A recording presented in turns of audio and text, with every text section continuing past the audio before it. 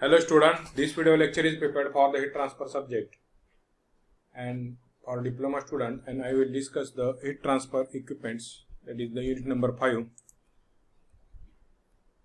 In last lecture I had explained extended surface heat exchanger, and today's lecture I will discuss plate type heat exchanger and scrapped surface heat exchanger. So let us start the lecture.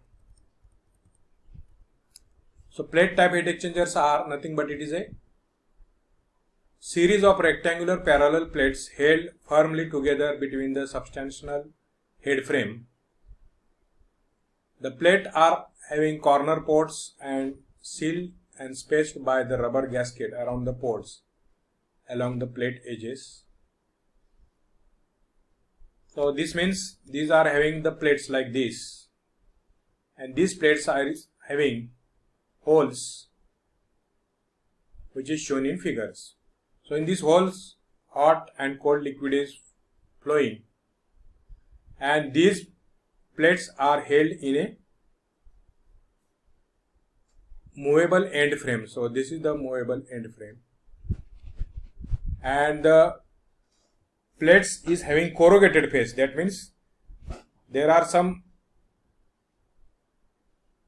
corrugations is provided like this. So why this corrugation is provided? It will produce the turbulence in that plate. The gap between these plates is kept as a 1.3 to 1.5 millimeter.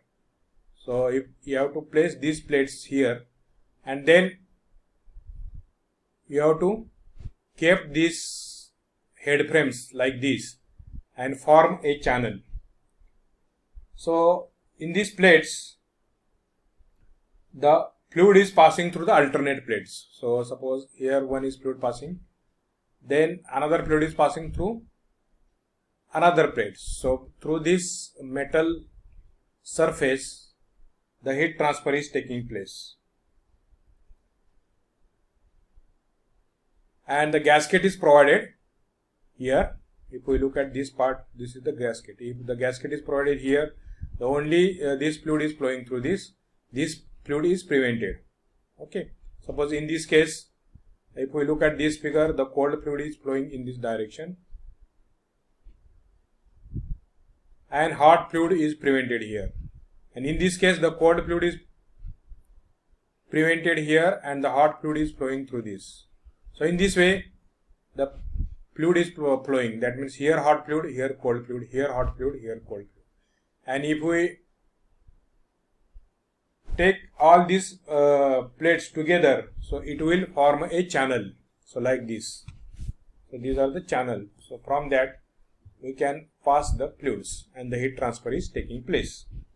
So what are the advantages of this type of a heat exchanger? It is required very small space, low pressure drop. It is also provide absence of leakage for the fluid. Dismelting of this fluid is also dismelting of the heat exchanger is also easy.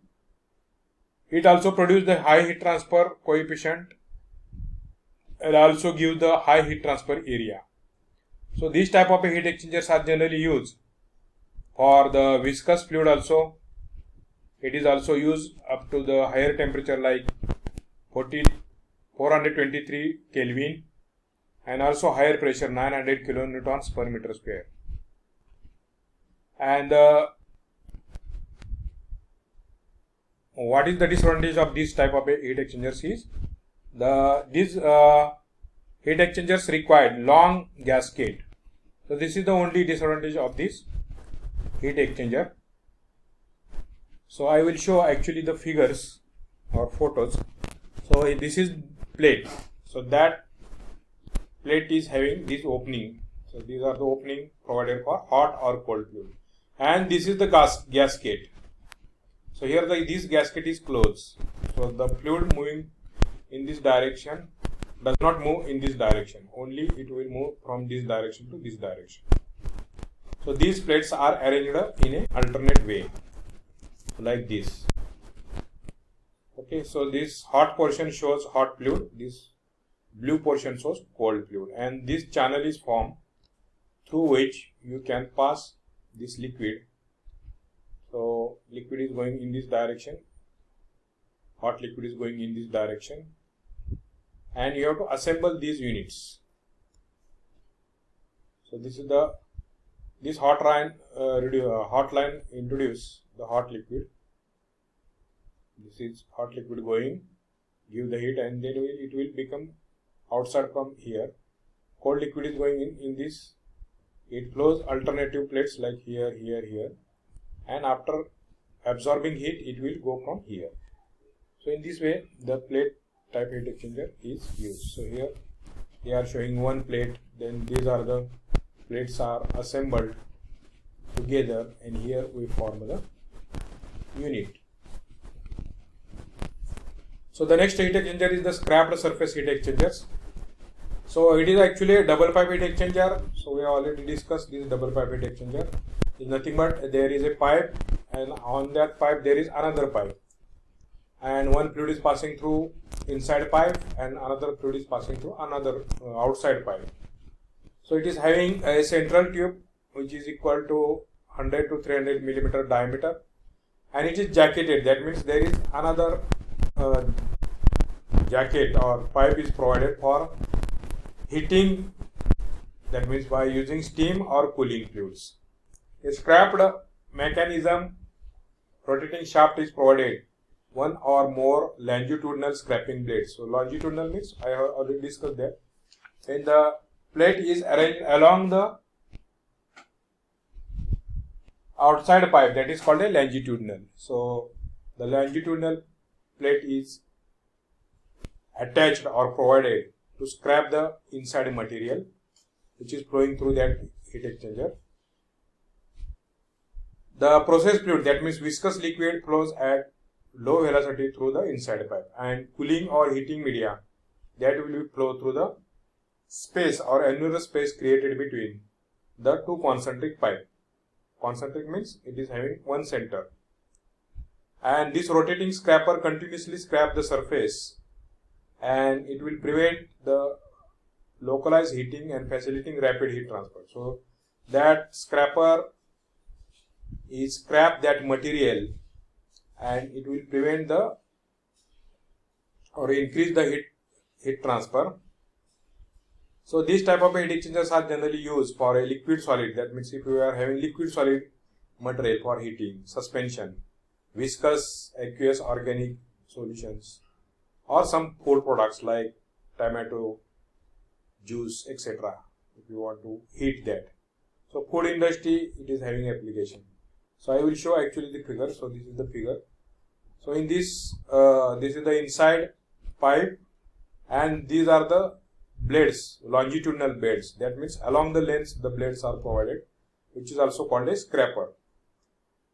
And outside this tube there is another tube. So this is the another tube. In this tube, heating or cooling media is flowing. Depending upon your application, you may be heat or cool this process liquid or that food product from here. And this is the layer of the insulation. So layer of the insulation is provided to prevent the heat losses. So this is called a scrap type or scrap surface heat exchanger. So this is actually diagram. So this is the shaft which is rotated, and these are the blades provided. So if you look at from the top view, these are the blades, these are the rotor, and the process fluid is flowing here inside that pipe, and another fluid is flowing outside this pipe. And if you look at from outside of the this heat exchanger, you will find this type of a photo. So here that is the rotating mechanism, and that heat exchanger is insulated here. So this is the insulation, and this mechanism is rotated, and here inlet and outlets are provided for that hot and cold fluid. So this is the working of scrap surface heat exchanger. So in this way we have completed this chapter. So now I will want to conclude this chapter. So just we will look what we have covered in this chapter. So first we have discussed about what are the nomenclature, that means depending upon heat exchangers there are names given: cooler, heater, vaporizer, like that. So that I had discussed in previous lectures. Then we had discussed double pipe heat exchanger, advantages of disadvantages of double pipe heat exchanger. Then most commonly heat exchanger is used a shell and tube heat exchanger, that also I had discussed. And first we discussed the parts like shell, tube sheet, etc. Then we classified the shell and tube heat exchangers. So these are the types. So one by one I had discussed construction and working of this heat exchanger, and also in some cases advantages and applications of these heat exchangers. So what are these heat exchangers? Fixed tube sheet, removal bundle heat exchangers, U-tube heat exchangers, kettle reboiler and reboiler exchangers. Then after that we will I had discussed some special types of heat exchangers. That means for special types of these heat exchangers used for extended surface we are using when the fluid is having low heat transfer coefficient. Then plate type heat exchangers for high temperature and pressure application. And then in the last, the scrap surface heat exchanger, which is used in a food industry. So these are the total contents of unit number 5. So here I had posted one tutorial which is number 5. So here you have to just give the first question is related about what are the different terms, means when you call the heat exchanger, condenser, cooler, vaporizer, reboiler, chiller. Then next is give the classification of shell and tube heat exchanger, how you classify it. Then you have to write the brief description and working of double pipe heat exchanger. Then you have to draw the figure of fixed tube sheet heat exchanger and label the part, that means give the names. Then also you can write the construction working of plate and tube heat exchanger, plate heat exchanger, scrap the surface heat exchanger. Also you can draw the reboiler, kettle reboiler, write this construction. And again you can draw floating head heat exchanger, draw the figure and write the construction. And in last two questions, we have to describe the fin tube heat exchanger, that means extended tube heat exchanger, and 1 and 2 shell and tube heat exchanger, and label its parts.